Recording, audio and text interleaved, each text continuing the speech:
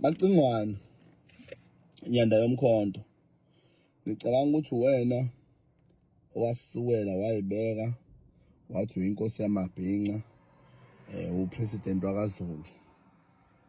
Sawemukela ngezandla ezimhlophe. Kodwa-ke into eyenzayo kuyamangaza mfo.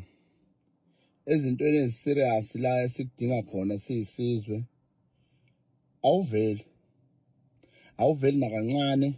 Kodwa kulezi ezinomhlangano lezi ezifuna i-trend uwe phambili bese ufuna sikusele. Bekunalento ati lapha eThekwini leya yabantu bokufika abahlukumeza abantu base-South Africa, abahlukumeza amalungelo ey'ngane zase-South Africa by selling ama-drugs, by manipulating amantombazane babadayisise ngomzimba, abenza izinto eziningi eziphambene nezinto esizifisayo sabahlali base-South Africa. Awukazi uvele nakancane, awukazi uvele nakancane. Uthule ngathi umuntu oshonile ubukhona, awukwazi ukukhipha ngisho igama. Kodwa kwakhuluma abantu laba abaphila ngobulili bobutabane bekuwe phambili. Singekho njalo isidingo sakho saleyo sakhona ukuthi nawo uzungelelele.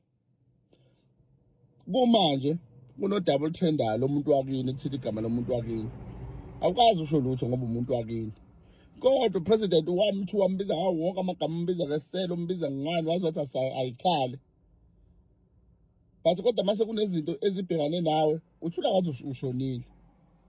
Angisho ukuthi ngithini, kodwa ukholela ukuthi abantu abanendaba nawe banalungelo lokuphawula uma ungenzi kahle.